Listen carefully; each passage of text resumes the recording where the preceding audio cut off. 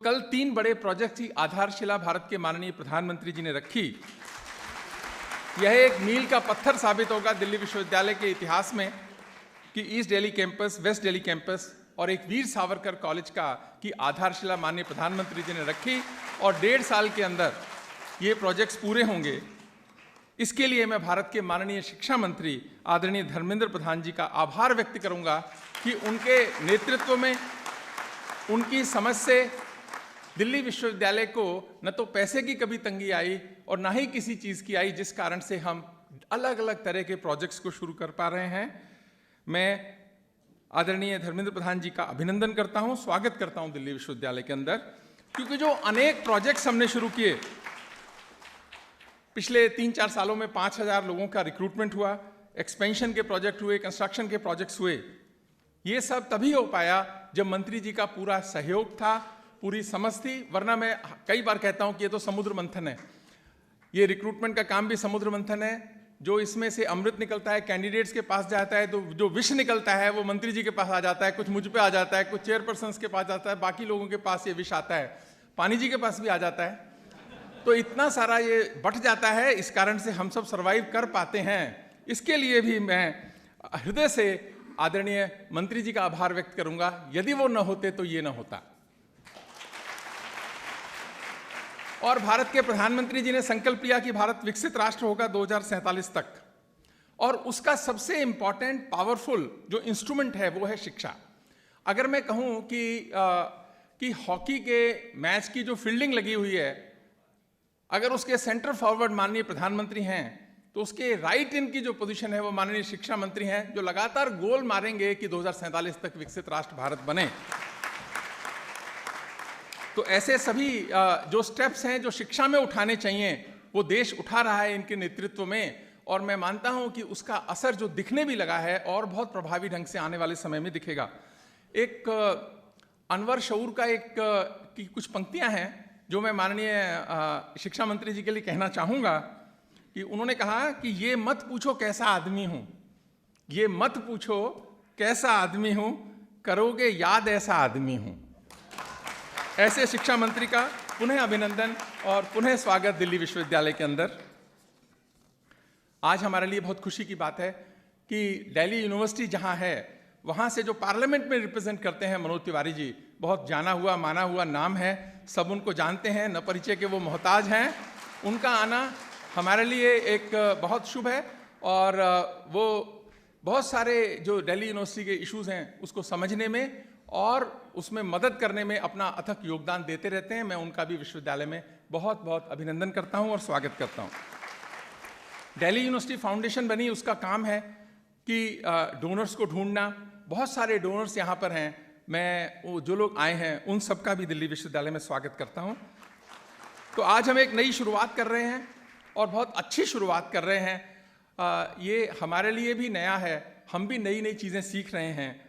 इसी कारण से राष्ट्र संत, एक जैन समाज के संत हैं डॉक्टर गुप्ती सागर जी गुरुदेव। मैं गुप्ती सागर जी गुरुदेव, उनका कथन है कि कृतज्ञता के मायने हैं अमीरी, कृतज्ञता के मायने हैं अमीरी, और शिकायत के मायने हैं गरीबी। तो यदि आपके मन में ग्रैटिट्यूड का भाव आता है, कृतज्ञता का भाव आता है, तो आप अमीर हैं, और यदि हमेशा आप शिकायत करते हैं तो आप वैसे ही गरीब हैं। ऐसा उन्होंने कहा और बहुत सही बात है। तो आज का जो कार्यक्रम है ये कृतज्ञता और खुशी के भाव को महसूस करने का कार्यक्रम है, उसको आगे बढ़ाने का कार्यक्रम है। मैं एक सवाल पूछना चाहूंगा कि आप में से कितने ऐसे लोग हैं जो खुश रहना चाहेंगे? जरा हाथ खड़े करो। सब खुश रहना चाहेंगे, बहुत अच्छी बात है। लेकिन आप में से कितने हैं वो चाहेंगे कि आपकी वजह से लोग खुश हों? अरे वाह, बहुत बढ़िया बात है। तो यानी दूसरों की आप खुशी का अगर कारण बनते हैं तो आपको वो परमानेंट सस्टेनेबल खुशी मिलती है। संस्कृत का एक श्लोक है जो हम बचपन से पढ़ते आए हैं कि विद्या ददाति विनयम विनयाद याति पात्रताम पात्रत्वात् धर्मा प्रोमति धनात् धर्म तथा सुखम। ये हमने बहुत ने सुना होगा। मैं इसका एक अलग इंटरप्रिटेशन देता हूँ, अलग तो नहीं है पर अपने तरीके से देता हूँ कि इसमें क्या कहा है। कुछ शब्द हैं, विद्या विनम्रता देती है, विनम्रता से पात्रता यानी योग्यता आती है, योग्यता से धन आता है, धन से धर्म होता है और धर्म से सुख आता है। तो इसमें 5-6 शब्द हैं। तो विद्या से लेकर और सुख तक की ये यात्रा है कि विद्या आएगी तो विनम्रता, विनम्रता से योग्यता, योग्यता से धन, धन से धर्म और धर्म से सुख।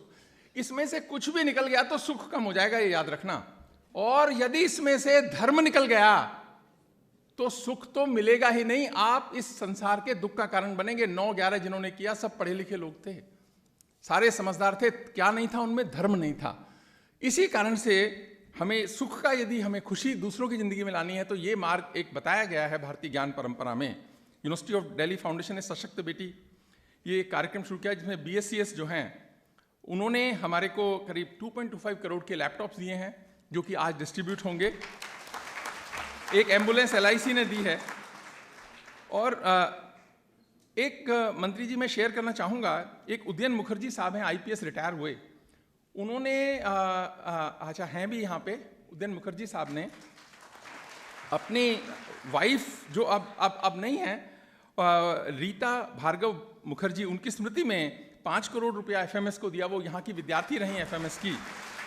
तो दिल्ली विश्वविद्यालय, जैसा सरकार ने कहा, भारत सरकार के निर्देशों से और भारत सरकार की समझ से हमने भी अपना एंडोमेंट फंड कार्यक्रम शुरू किया और दिल्ली यूनिवर्सिटी फाउंडेशन का यही काम है। कुछ इन्होंने पैसा इकट्ठा भी किया है और आगे बढ़ेगा कि ये एक बहुत ताकत बने विश्वविद्यालय की। आसान नहीं है क्योंकि भारत के अंदर 2 काम बहुत मुश्किल हैं।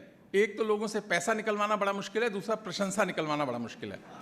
ये दोनों बड़े मुश्किल काम हैं, लेकिन अब हम प्रयास कर रहे हैं। हम भी उसके लिए नए नए तरीके खोजने की कोशिश करते हैं, क्योंकि हमको दोनों की आदत नहीं थी, पैसा निकलवाने की और प्रशंसा करने की।